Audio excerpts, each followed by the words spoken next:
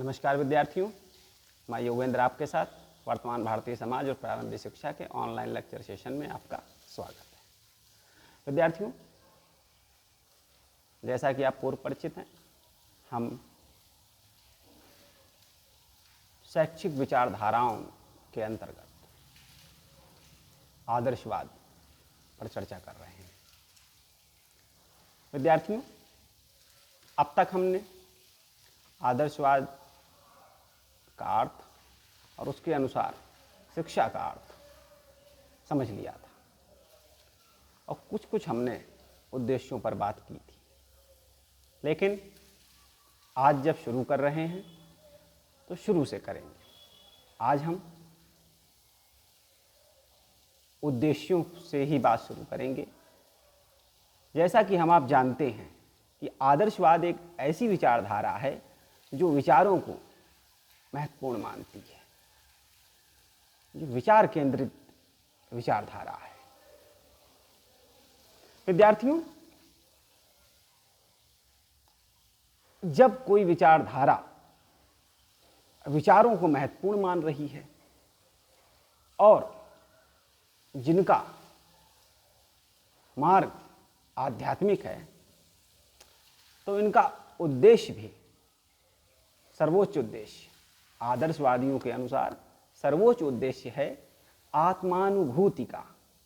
आत्मानुभूति, स्वयं को जानने की अनुभूति, स्वयं की अनुभूति, इससे संबंधित है। और आत्मानुभूति तक पहुंचने का जो रास्ता है, जो मार्ग है, वह इन्होंने 4 स्तरों में माना है। जैसे शारीरिक स्व, सेल्फ, फिजिकल सेल्फ,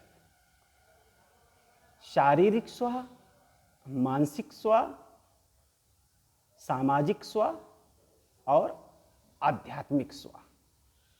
शारीरिक स्व, जब हम अपने शरीर को संपन्न बना लेते हैं, सुदृढ़ बना लेते हैं, निरोग बना लेते हैं, तब हम मानसिक शक्ति की तरफ बढ़ते हैं। तब होती जब मानसिक शक्तियों को पाना, तब हम कहेंगे कि हमने मानसिक स्व पा लिया है। इसी के अगले क्रम में जब हमारा शरीर सही है, हमारा मस्तिष्क सही है, स्वस्थ है, तन मन स्वस्थ है, तब हम बढ़ते हैं समाज की ओर। सामाजिक स्व की प्राप्ति, यानी समाज को जानना, समझना, उसकी आवश्यकताओं को समझना, उसकी नियम व्यवस्थाओं को समझना और उनके अनुकूल जीवन जीने का प्रयास करना, स्वयं को उनके अनुसार बनाना, यह सामाजिक स्व की प्राप्ति है। और सर्वोच्च स्व की प्राप्ति है, जिसको आत्मानुभूति पर पहुंचने का रास्ता एक प्रमुख स्टेप माना जा सकता है, वह है आध्यात्मिक स्व। आध्यात्मिक स्व आत्मा को जानना, आत्मा को जानने के बाद परमात्मा को जानना, ईश्वर को जानना, उस परम पिता परमेश्वर को जानना, जिसके माध्यम से हम अपनी शक्तियों को प्राप्त करते हैं, उपयोग करते हैं और अंततः उसी में विलीन हो जाते हैं। इस प्रकार के सर्वोच्च उद्देश्य की जो प्राप्ति, आत्मानुभूति, आत्म साक्षात्कार की जो प्राप्ति है, यह आदर्शवादियों के अनुसार सर्वोच्च उद्देश्य है।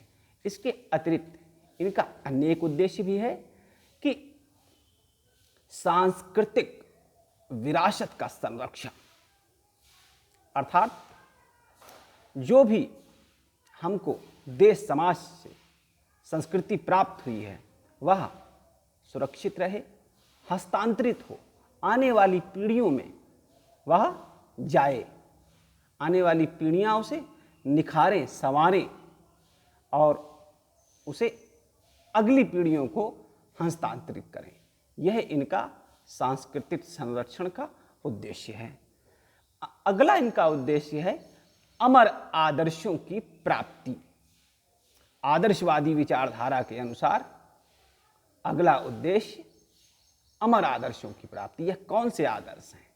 ये आदर्श हैं सत्यम, शिवम, सुंदरम।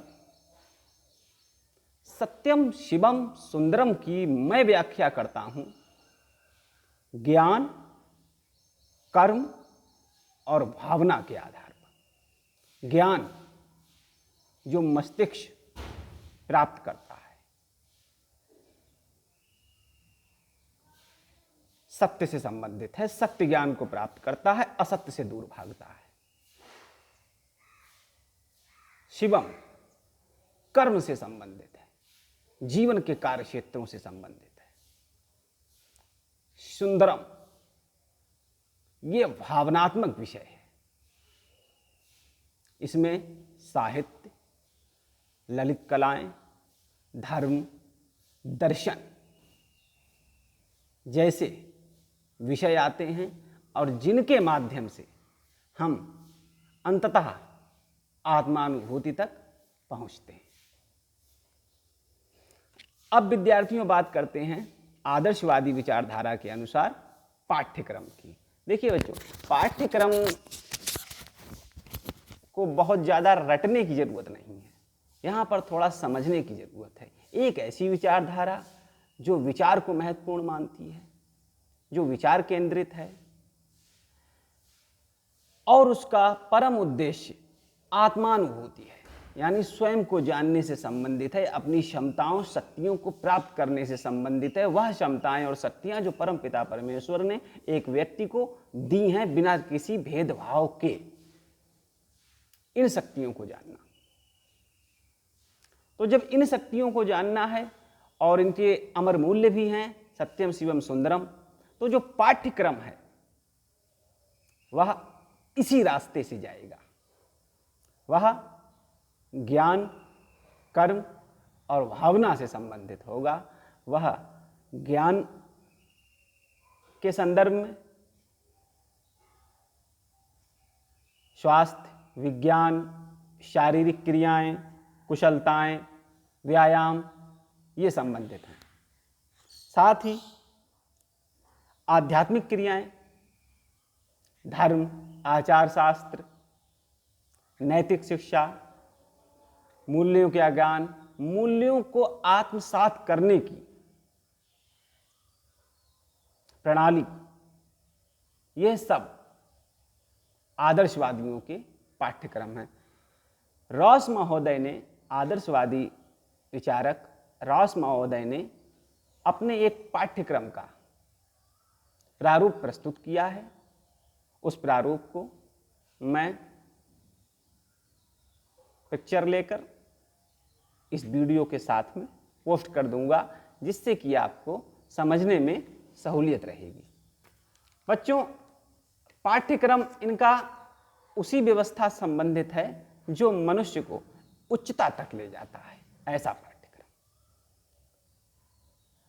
अर्थात जिसमें शारीरिक, सामाजिक, मानसिक और सांसारिक रास्ते से होते हुए किस तरह से आध्यात्मिकता जैसे मार्ग को चलकर सर्वोच्च उद्देश्य आत्मानुभूति की प्राप्ति हो सकती है, वह विषय, वह व्यवस्थाएं आदर्शवादियों के पाठ्यक्रम में सम्मिलित की गई हैं। विद्यार्थियों, आदर्शवादियों के पाठ्यक्रम के बाद हम बात करेंगे शिक्षण विधियों की।